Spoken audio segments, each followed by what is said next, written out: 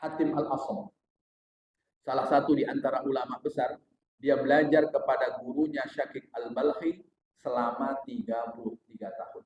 33 tahun itu hanya belajar. Setelah 33 tahun baru kemudian gurunya menguji. Wahai Syakik, apa yang sudah engkau dapat dariku selama 33 tahun? Lalu kemudian kata Hatim, aku hanya mendapatkan 8 pelajaran darimu. Lalu apa kata gurunya? Kalau telah 33 tahun engkau hanya mendapatkan 8 pelajaran dariku, maka sia-sialah usiaku mengajar kepadamu. Tapi setelah kemudian Hatim menyampaikan satu demi satu apa yang dia dapat dari gurunya, itulah yang kemudian membuat gurunya kagum. Karena ketika 33 tahun bukan hanya belajar, tapi kemudian dia mengamalkan ilmu. Maka kalau kemudian kita sudah belajar, tugas berikutnya adalah mengajarkan, mengamalkan, lalu kemudian kita mengajarkan. Bismillahirrahmanirrahim. Assalamualaikum warahmatullahi wabarakatuh.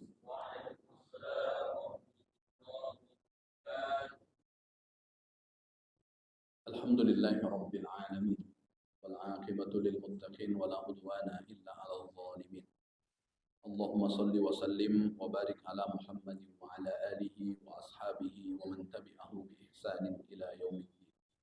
Subhanaka la ilma lana illa ma 'allamtana innaka antal alimul hakim. Wa qad qala ta'ala fi kitabihil karim wa huwa asdaqul qailin. A'udzu billahi minasy syaithanir rajim. Bismillahirrahmanirrahim. Ya ayyuhalladzina amanu taqullaha haqqa tuqatih wa la tamutunna illa wa antum muslimun. Al-ayah, sadaqallahul azim. Amma ba'd. Ma'asyiral muslimin wal muslimat, Bapak Ibu jamaah salat fardu zuhur yang dimuliakan oleh Allah Subhanahu wa taala. Bersyukur kita kepada Allah dengan mengucapkan kalimat alhamdulillahi rabbil alamin. Selain Allah dudukkan kita di tempat yang paling Allah Subhanahu wa taala sukai, yaitu masjid-masjidnya. Allah juga karuniakan kita berjumpa dengan bulan Rabiul Awal. Meskipun Rabiul Awal tidak termasuk salah satu di antara 4 bulan yang Allah Subhanahu wa taala muliakan, tapi justru bulan Rabiul Awal juga menjadi bulan istimewa karena Allah Subhanahu wa taala menganugerahkan kepada kita nabi yang paling terbaik, nabi akhir zaman, yaitu baginda Rasul sallallahu alaihi wasallam. Beliau lahirnya adalah di bulan Rabiul Awal. Maka bagaimana di bulan Rabiul Awal itu kita mensyukuri nikmat lahirnya baginda Rasul sallallahu alaihi wasallam, juga kemudian menghadirkan rasa gembira. Dengan itu insyaallah Allah Subhanahu wa taala akan selamatkan kita dari azab. Amin ya rabbal alamin. Abu Lahab satu di antara orang yang Allah Subhanahu wa taala abadikan namanya di dalam Al-Qur'an. Bukan hanya sekedar namanya Allah abadikan di dalam Al-Qur'an, satu surat yang disebut dengan surat Al-Lahab hanya membicarakan tentang Abu Lahab dan istrinya dan tidak membicarakan yang lain. Menariknya, Bapak Ibu yang dimuliakan oleh Allah Subhanahu wa taala, Abu Lahab setiap berjumpa dengan hari lahirnya baginda Rasul sallallahu alaihi wasallam, Allah hentikan azabnya. Penyebabnya karena Abu Lahab pernah bergembira dengan lahir keponakannya. Ketika Sayyidah Aminah hamil tua, beliau meminta hamba sahayanya yang bernama Suwaibah untuk memperhatikan Sayyidah Aminah lebih banyak. Dan kalau nanti keponakanku lahir, tolong berikan kabar kepada. Singkat cerita, tibalah hari di mana Rasulullah Sallallahu Alaihi Wasallam lahir, yaitu hari Itsnin. Bergegaslah Suwaibah, lalu kemudian mendatangi majikannya Abu Lahab memberikan kabar, keponakanmu sudah lahir laki-laki. Bergembira Abu Lahab, dia ekspresikan kegembiraannya itu dengan memerdekakan Suwaibah pada saat itu juga. Maka atas gembiranya Abu Lahab dengan lahir keponakannya tadi, Allah Subhanahu wa taala meringankan azabnya setiap hari Itsnin. Kalau Abu Lahab saja yang beriman dengan gembira lahirnya baginda Rasul sallallahu alaihi wasallam, Allah ringankan azabnya, padahal dia tidak beriman. Lalu bagaimana dengan orang yang beriman kalau dia bergembira mensyukuri hari di mana baginda Rasul sallallahu alaihi wasallam lahir? Tentulah lebih dari sekedar apa yang Allah Subhanahu wa taala berikan kepada Abu Lahab. Itulah alasannya kenapa bulan Rabiul Awal menjadi bulan yang kita mendapatkan anugerah besar dari Allah Subhanahu wa taala, lahirnya baginda Rasul, maka ekspresikanlah kegembiraan itu dengan melakukan amal baik. Kalau Abu Lahab amal baiknya bergembira dengan memerdekakan hamba sahayanya, lalu tentu kita masih banyak kesempatan-kesempatan untuk melakukan amal baik dari selain yang dilakukan oleh Abu Lahab. Bapak Ibu jamaah yang dimuliakan oleh Allah Subhanahu wa taala, siang hari ini saya akan membacakan wasabiq wal isrun. Adapun cabang iman yang ke-27, ta'allumul ilmi wa ta'limu. Cabang iman yang ke-27 adalah belajar dan mengajarkan. Bapak Ibu yang dimuliakan oleh Allah Subhanahu wa taala, ternyata iman bukan hanya sekedar seperti yang kita ketahui rukun iman yang jumlahnya ada 6.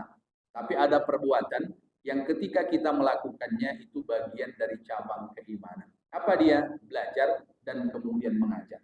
Maka tugas kita yang pertama adalah bagaimana kemudian kita belajar. Hatim Al-Asam, salah satu di antara ulama besar, dia belajar kepada gurunya Syakik Al-Balkhi selama 33 tahun. 33 tahun itu hanya belajar. Setelah 33 tahun baru kemudian gurunya menguji. Wahai Syakik, apa yang sudah engkau dapat dariku selama 33 tahun? Lalu kemudian kata Hatim, aku hanya mendapatkan 8 pelajaran darimu. Lalu apa kata gurunya? Kalau telah 33 tahun engkau hanya mendapatkan 8 pelajaran dariku, maka sia-sialah usiaku mengajar kepadamu. Tapi setelah kemudian Hatim menyampaikan satu demi satu apa yang dia dapat dari gurunya, itulah yang kemudian membuat gurunya kagum. Karena ketika 33 tahun bukan hanya belajar, tapi kemudian dia mengamalkan ilmu. Maka kalau kemudian kita sudah belajar, tugas berikutnya adalah mengajarkan. Mengamalkan lalu kemudian kita mengajarkan. Sehingga di antara yang Rasulullah SAW wajibkan kepada kita itu belajar. Maka Rasul menyebutkan thalabul ilmi fardhatun ala kulli muslimin. Mencari ilmu itu wajib bagi setiap muslim karena tak ada di antara kita yang lahir langsung dalam berpengetahuan. Maka belajar itu berproses. Berproses lalu kemudian belajar itu tidak berpenghujung waktu. Berhenti belajar ketika nyawa sudah terpisah dengan raga. Maka kata Imam Nawawi, Al-Bantani, al-ilmu ra'sul amali. Ilmu itu adalah pokok orang beramal. Maka kalau kemudian beramal tanpa pengetahuan, fala yasihhu amalun biduni. Tak sahlah amal kalau kemudian tidak disertai ilmu. Bapak Ibu masuk ke dalam masjid, lalu kemudian sholat sunat 2 rakaat. Tak mungkin kita bisa melakukan sholat sunat 2 rakaat tanpa kita mengetahui ilmu sholat sunat 2 rakaat yang disebut dengan sholat sunnah tahiyatul masjid. Maka berbeda orang yang berpengetahuan dengan orang yang tidak berpengetahuan. Mungkin sederhananya sama-sama orang masuk ke dalam masjid, tapi berbeda nilainya kalau dia duduk di masjid, dia niat iktikaf dengan tidak niat iktikaf. Apa yang kemudian membedakan antara satu orang dengan orang yang lainnya? Yang membedakan adalah pengetahuan. Sehingga kata Sayyidina Ali radhiyallahu an, al-ilmu yahrisuka wal malu tahrisu. Ilmu yang akan menjagamu, tapi kemudian harta engkau yang akan menjaganya. Kita pergi tadi rumah tadi untuk datang ke tempat kerja kita masing-masing, kita membaca bismillahi tawakkaltu 'ala Allah, la haula wala quwwata illa billah. Ucapan kita itu karena berpengetahuan, dan pengetahuan itulah yang kemudian disebut dengan ilmu, dan ilmu itulah yang kemudian akan menjaga kita. Tapi beda harta. Harta itu kita yang menjaganya. Bapak Ibu punya emas berkilo-kilo, lalu kemudian Bapak Ibu letakkan di bank. Kira-kira gratis atau pakai biaya per bulan Bapak Ibu? Pakai biaya. Itu menunjukkan bahwa harta itu kita yang menjaganya. Kalau kita simpan di rumah, kita sibuk mencari berangkas. Berangkasnya dikunci, letakkan lemari, lemarinya dikunci, letakkan kamar, kamarnya dikunci. Pintu depan kalau kita mau keluar dikunci, pagar masih dikunci. Dan saking banyaknya harta juga kemudian masih pakai security dan seterusnya. Maka kalau harta habis kita untuk menjaganya. Bapak Ibu punya kebun sawit, lalu Bapak Ibu tinggalkan begitu saja, saya yakin dipanen orang. Maka kita untuk harta, kita habis menjaganya. Tapi kalau pengetahuan itulah yang menjaga kita. Maka kemudian kata Imam Nawawi Al-Bantani, satu di antara cabang iman itu adalah belajar. Setelah belajar, lalu kemudian berbuah amal, dan kemudian setelah itu adalah mengajarkan. Karena amal itu adalah buah ilmu, fala yanfa'ul ilmu bila amalin, dan ilmu yang kita dapat tidak bermanfaat kalau kemudian kita tidak mengamalkan. Maka setelah ilmu itu kita dapat, bagaimana kemudian kita mengamalkannya? Wa min dzalika kana al-ishghal bil ilmi afdal min shalatin nafilah. Karena ilmu itu luar biasa, maka orang yang menyibukkan diri dengan belajar itu lebih baik dibanding dia melakukan amal sunnah. Amal sunnah sholat umpamanya, dengan orang yang kemudian belajar satu bab atau kemudian belajar seperempat bab dari pengetahuan, itu nilainya di sisi Allah Subhanahu wa taala lebih tinggi kepada orang yang belajar dibanding kemudian orang yang hanya melakukan mengamalkan sunnah. Wa afdalu usuliddin. Wa afdaluhu usuluddin. Lalu kemudian ilmu yang paling kita prioritaskan adalah ilmu yang terkait hal-hal yang prinsip di dalam agama. Tak mungkin kemudian kita bisa sholat tanpa pengetahuan tentang sholat. Makanya kemudian ketika Rasulullah Shallallahu Alaihi Wasallam didatangi malaikat Jibril alaihissalam, lalu kemudian malaikat Jibril menyentuhkan lututnya dengan lutut baginda Rasul Shallallahu Alaihi Wasallam, diletakkan tangannya di atas paha Rasul, lalu kemudian beliau bertanya kepada baginda Rasul, ya Muhammad, wahai Muhammad, mal iman, apa itu iman? Mal Islam, apa itu Islam? Itu kan yang pokok. Sehingga yang diajarkan oleh Rasulullah Sallallahu Alaihi Wasallam, dialog antara beliau dengan malaikat Jibril, bukan karena malaikat Jibril tidak tahu, tapi untuk memberitahu para sahabat yang pada waktu itu sedang berada di masjid, bahwa kemudian menjelaskan tentang rukun Islam, rukun iman. Itu yang pokok. Maka yang pokok itu perlu kita prioritaskan untuk mengetahui terlebih dahulu dibanding kemudian selain yang pokok. Tak mungkin kita tidak tahu tentang tak mungkin kemudian kita melakukan puasa tanpa kemudian kita tahu dahulu tentang bagaimana sholat. Artinya ilmu itu berangsur-angsur kita memahaminya, tapi kita prioritaskan dari yang paling pokok terlebih dahulu di dalam agama. Berarti ada rukun Islam itu yang pokok di dalam agama, lalu kemudian ada rukun iman itu juga yang dipokok di dalam agama. Maka kalau itu sudah baik, maka tingkatannya berikutnya adalah al-ihsan. Ihsan itu bagaimana? Anta'budallah ka'annaka tarahu fa illam takun tarahu fa innallaha yaraka. Ketika kita beribadah kepada Allah seakan-akan kita mampu melihat dan menghadirkan Allah. Tapi kalau itu tidak mampu, maka kita turunkan level kita bahwa ibadah yang kita lakukan Allah Subhanahu wa taala Maha mengetahui. Nah, itulah kemudian tingkatan setelah yang pokok di dalam agama ini kemudian kita lakukan. Yang repot, Bapak Ibu yang dimuliakan oleh Allah Subhanahu wa taala, orang menghadirkan ihsan terlebih dahulu sebelum kemudian iman dan Islam. Maka ketika ihsan dia hadirkan terlebih dahulu, dia prioritaskan belajar tasawufnya tanpa melewati syariat, tanpa kemudian melewati tauhid. Nah, maka harus ada jenjang ketika kita itu berpengetahuan. Dan di antara jenjang yang dijelaskan oleh Imam Nawawi Al-Bantani, di antara ilmu yang kemudian mengajarkan kepada kita untuk tahu tentang pokok di dalam agama, itu adalah belajar tafsir.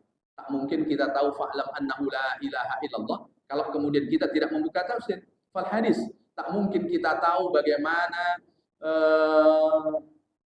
rukun Islam, rukun iman kalau kemudian kita tidak membaca sabda-sabda baginda Rasul. Dan membaca sabda baginda Rasulullah pun tak selesai, melainkan kemudian kita membaca keterangan para ulama yang menjelaskan hadis-hadis tersebut.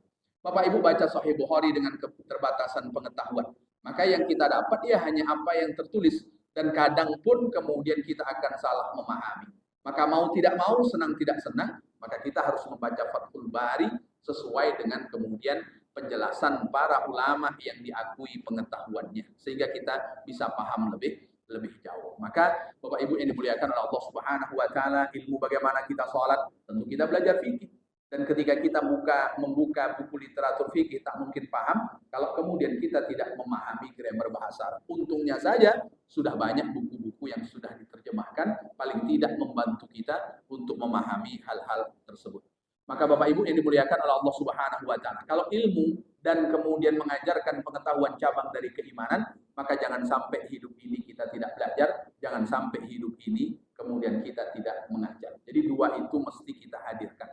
Kalau kita belum bisa mengajar, maka pastilah kita belajar. Kalau kita sudah belajar, jangan sampai kita tidak mengajar. Sibuk apapun kita sempatkan untuk menyimak pelajaran anak kita.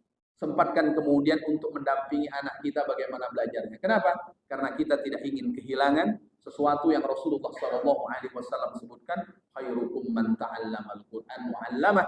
Sebaik-baik kalian adalah yang belajar Al-Qur'an dan mengajarkannya. Mungkin kita tak sama dengan guru mengajarkan Al-Quran kepada anak kita, tapi keterlibatan kita untuk menyimak anak kita itulah yang kemudian menjadi bermakna di dalam hidup yang kemudian kita lewati. Maka setelah kita mati, di antara amal yang pahalanya terus mengalir kepada kita, baginda Rasulullah SAW menyebutkan adalah ilman allamahu wa nasyara, ilmu yang kita ajarkan dan ilmu yang kemudian kita sebar luaskan. Maka ilmu bukan membuat kita pandai secara pribadi, tapi mengajak orang juga buat pandai, untuk kemudian ikut pandai. Ilmu bukan hanya sekedar mengajarkan kepada kita bagaimana kita menjadi orang salih, tapi kita juga mengajak orang lain untuk menjadi salih. Semoga Allah Subhanahu wa taala karuniakan kita ilmu yang bermanfaat, bukan hanya sekedar kita dengar berangsur menjadi amal, dari amal itu kemudian kita berbagi pengetahuan. Semoga itu menjadi pahala yang ketika kita nanti sudah menghadap Allah, pahala itu akan terus mengalir kepada kita. Amin ya rabbal alamin. Barangkali demikian Bapak Ibu yang bisa saya sampaikan pada kesempatan siang hari ini. Tutur kata yang kurang berkenan saya mohon maaf. Mari sama-sama kita tutup dengan membaca doa kafaratul majelis. Subhanakallahumma wa bihamdika asyhadu an la ilaha illa anta astaghfiruka wa atubu ilaik. Assalamualaikum warahmatullahi